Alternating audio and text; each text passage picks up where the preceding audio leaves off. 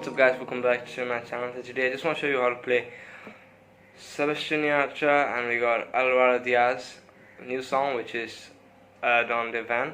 So put the keyboard on the 6th fret for the song. So keyboard 1, 2, 3, 4, 5, 6.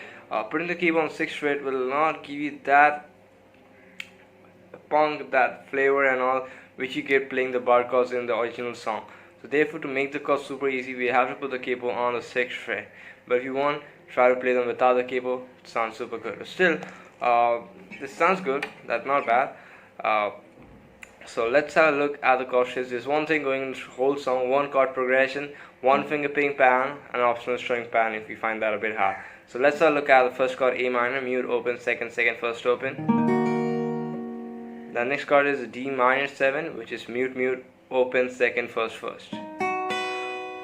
Then we have a F, which is 1, 3, 3, 2, 1, 1.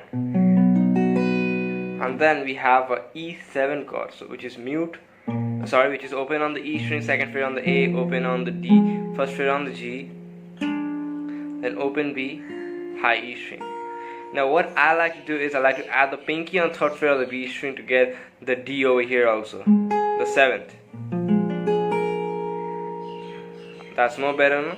If you just play it like this and you play it like this, it sounds a lot better. So it's a E7. I like to play it like this over here. So it's a open, second, open, first, third, open, and then we have nothing else. We are done with the chord shapes. So let's have a look at the finger picking style. The chord progression will be a minor, then a D minor,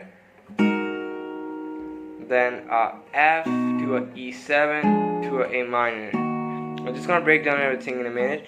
So that was the chord progression, and one thing is D minor 7 chord will be played like this, where you got the high E string open, which is basically mute, open, open on the D, second fret on the G, first fret on the B, and high E string is actually open. Just for the finger picking style, we have to keep the high E string open. Now have a look. I use my thumb to play the E, A or the D string, index for the G, middle for the B, and ring finger for the high E string. So we start with the A minor, we play the A string, and then we play the G, B and the high E string, and then after that we plug that again together. After playing that, you're just gonna keep your pinky on the string to get the sound of the chord mirrors. You got very nice and easy.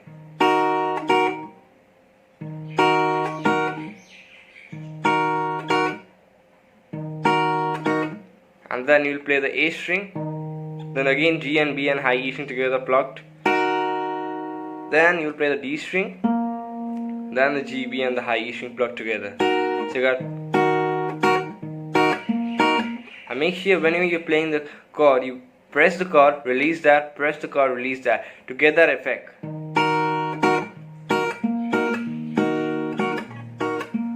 So okay, so we got slowly. Then you move on to the D minor 7 chord with the high E string open. You play the D string, then you play the G, B and the high E string. Again play that, mute. It's the same pattern of the A minor chord. Then you play the D string open, G, B and the high E string. Then you play the G string, or you can just play the A string open. So you got, and then you play the A string open and the G, B and the high E string plugged together again. So for the D minor 7 it goes like this: D string, G, B, high E string, again that, then D, then A. So, and then you move on to the F major chord, you hold that and you play.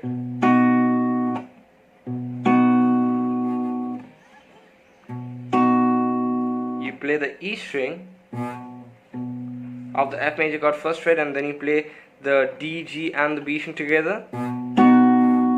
Play that one more time, mute, and now you move on to the E major 7 chord. You play that once, so we hold that chord and we pick the E string, and then you play the D, G and the B string. And after that we play the A minor chord, we play the A string, and then we play the D, G and the B string. And then we again plug that. So from the beginning, let me play from that F major position. So we start off F, E7 and A minor. That's it. So let me play this very softly for a couple of times, and it will be actually very much clear to you guys. There's an optional easy strumming pattern I'm just going to show you right now. So if you are not able to play this, make sure you just practice a bit, but then you can actually put that also, the strumming on the chord shape. So let's get started. 1, 2, 3, 4.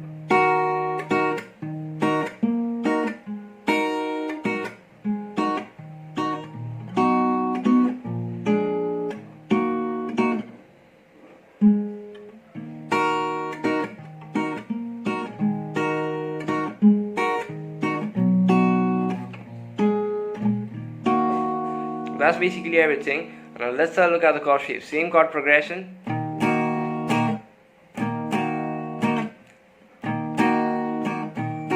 Now the strumming pattern is trying to mimicking that finger picking pattern which you did right now. So we hold the A minor chord, we pick the A string down, and then we do a down, down, and after that down we just keep our hand on the string after the second down. So we got down, keep your hand,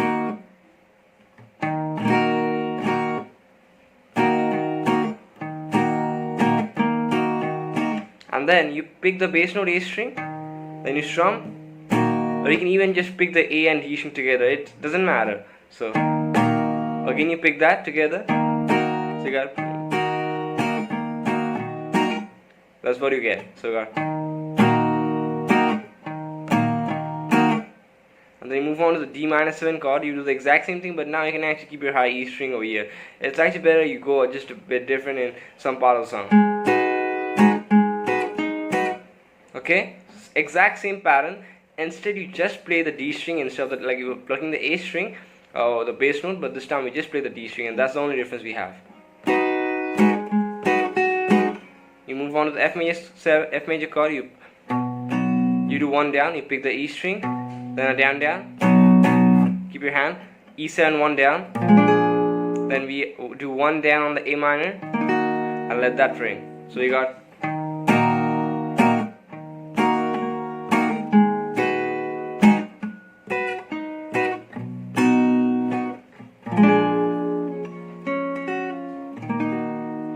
and that's basically everything for this song. So if this helps you out, make sure to drop me one of the like, subscribe, because just want to reach 2,000 subscribers as fast as possible.